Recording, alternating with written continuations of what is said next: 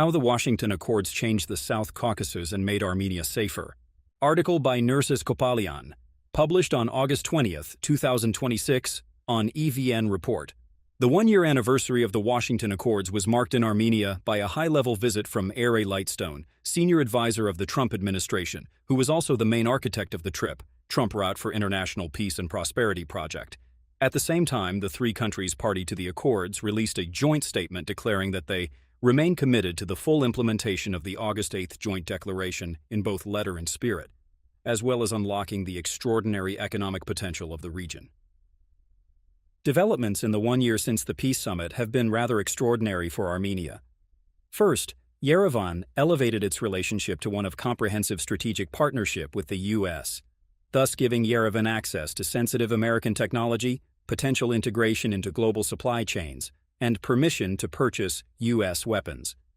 Second, Yerevan laid the foundations to become a regional hub for data centers and artificial intelligence, with the U.S.-based AI company Firebird opening the largest AI factory in the post-Soviet space.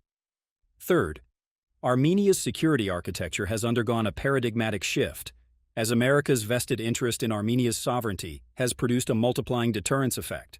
The overtly belligerent Aliyev regime has not fired a single bullet after 2 decades of persistent violence. In its totality, the Washington Accords have achieved something Armenia was not able to secure on its own over the past 2 decades. Peace on the ground, that is, the absence of war and violence. For any analytical treatment of the Accords or the TRIP project or the multi-tiered nuances characterizing the process, one conclusion stands above the rest.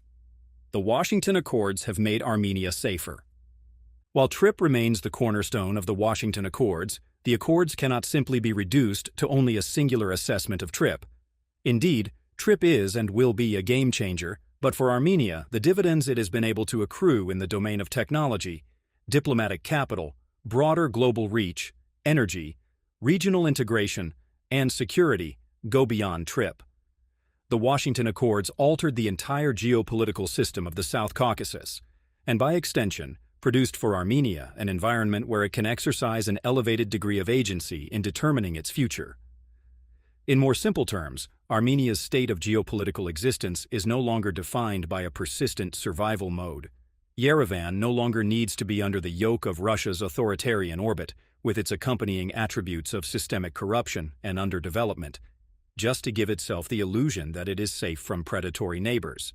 What the new U.S.-led system in the South Caucasus has done is precisely alter this dynamic by adjusting the behavior of predatory neighbors, because conflict-driven demeanor contradicts the rules of the new system. As will be explained, it is not as if Aliyev's ideational bellicosity suddenly evaporated. Rather, he understands that the new rules of the game will make things extremely costly for him if he disrupts the norms of the system. Put simply, whereas the previous regional system, dominated by Russian hegemony, incentivized conflict persistence and fracture, the new U.S.-led system disincentivizes such behavior and imposes costs on actors who behave in such a way. The norms have changed. America's restructuration has altered the incentive paradigm for the South Caucasus, and actors within the system are now incentivized to behave a certain way to reap benefits. It is this structural transformation at the broader regional level that the Washington Accords produced. The cost-benefit model has been altered. If Baku stood to gain in the previous system by initiating militarized violence, it stands to lose and be punished by the new system if it does the same. In this context, it is the norms of the new system that is constraining belligerence in the region, offering Armenia the necessary strategic depth to re-articulate its security architecture. States are generally qualified as unitary rational actors that seek to influence other actors to advance their interests. States have the same basic interests, which are intersubjective preferences: security, power, economic prowess, and sovereignty. These preferences, and the strategic initiative of achieving them, make conflict between states inevitable. The clash of interests and disparity in capability incentivize a rational actor to use force. The pursuit of national interests is generally understood to be rational. Yet, the rational pursuit of one state's interests often leads to conflict with the equally rational pursuit of another's. What constitutes the national interest, however, is environment-specific, meaning you pursue your interests within the system you find yourself in. Thus, the structure of the system shapes the behavior and interactions of states within that system. Superpowers behave differently, middle powers behave differently, and small states behave differently. In the case of the latter, their system is defined by a regional scope, and not an international one like major powers operate in. Thus, units within a system function at the interstate level according to the structure of the given system. And it is the system that largely determines the form of behavior that units engage in. The system restrains, incentivizes, rewards, or punishes. One may, for example, qualify Baku's behavior by moralizing the Aliyev regime's penchant for cruelty, disregard for human rights, and generally reduce the policy preference and decision-making process to a single genesis. Aliyev is evil. But that does not tell us anything. It does not make the pursuit of its national interest any less rational, nor does it change the fact that Azerbaijan behaves as a unit according to the system in which it finds itself in. States adjust and re-strategize their policies to advance their national interest, and this adjustment is precisely done to advance those interests according to the norms and principles of the system in which such small states find themselves in. In this context, Aliyev may still be evil, but he is behaving a lot differently now than he was before. Why? Because the system shapes behavior. And this is precisely what the Washington Accords did. By changing the geopolitical system in the South Caucasus and initiating new norms and principles, it shaped the type of behavior that actors units like Azerbaijan engage in. Under the previous Russian-dominated system, it was in the then hegemon's strategic interests to maintain frozen conflicts, conflict persistence, managed hostility, and enduring antagonization between the units of the system. Thus, the norms of the geopolitical system under Russian preponderance incentivized and rewarded behavior that was commensurate with such norms. This induced states to maintain policies of belligerence, militarization, and the constant securitization of every facet of political life, from culture to economy. And it punished states that were not sufficiently militarized, aggressive, or conflict-seeking. Thus, in that system, this is how states pursued their national interest. It was rational behavior. So, qualifying the Aliyev regime as evil may definitely satisfy certain emotive urges, but that is categorically an unempirical way of understanding behavior.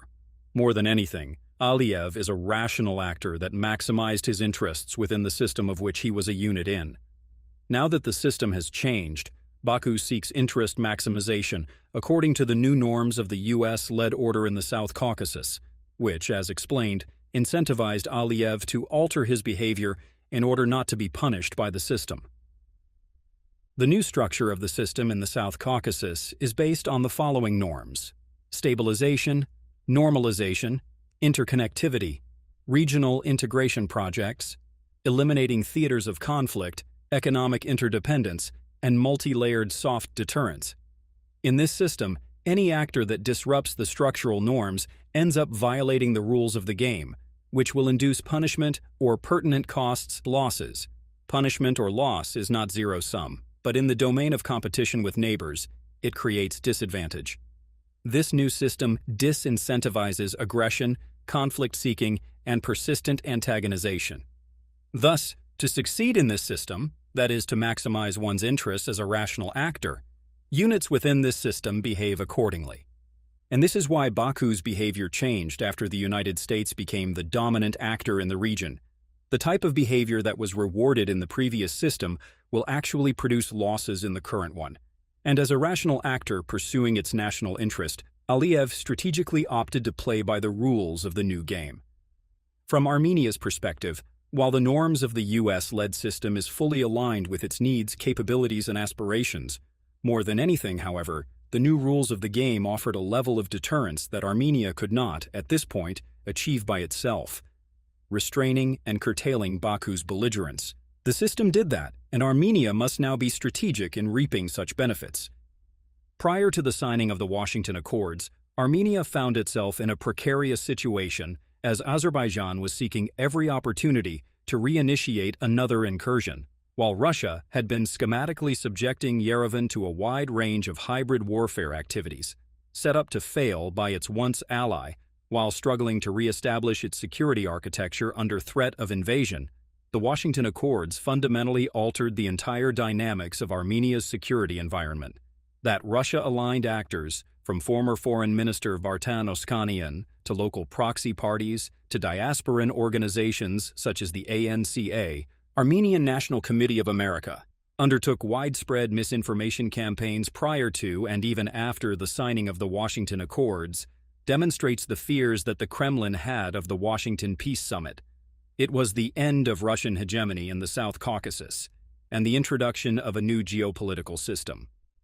Russian assets still remain the only cluster of political voices or organizations that oppose the Washington Accords, the broad range of MOUs signed, the TRIP project, and the elevation of U.S.-Armenia relations to that of a comprehensive strategic partnership. But the facts on the ground are irrefutable, and beyond conspiracy theories and inchoate speculations, the bottom line remains unchanged. The Republic of Armenia is safer due to the new geopolitical system that the Washington Accords ushered in. No system is everlasting, and the future trajectory of what structural shifts the South Caucasus may be subjected to is not escaping the attention or risk mitigation modeling of those involved. But the longevity of geopolitical systems sustain themselves at a minimum of 2 decades, and the assumption that Russia, for example, can return in a few years and revert the region to what it was contradicts the large body of research and scholarship on regional and subsystem studies. Assuming that in a matter of years, in the most optimistic of considerations, Russia is able to resolve the Ukraine quagmire, it will still have to allocate immense resources to that front to strengthen its posturing, while at the same time having to turn its attention to Central Asia, where leash slipping by one satellite states is becoming the norm, and that region itself is also going through a systemic restructuring. In the confluence of such developments, the South Caucasus system is becoming deprioritized as a high-value theater of competition by Moscow, and considering the scope and depth of U.S. and pending European vested interests in the region, even if Moscow is somehow able to return to the region as a revisionist actor, it will have to deal with a new reality with exceedingly different configurations. This is why the Washington Accords was not simply a one-off agreement, nor TRIP a simple transportation route. It was a structural alteration to the regional system. And Armenia stands to benefit the most, as it transitions from survival mode to development and regional integration.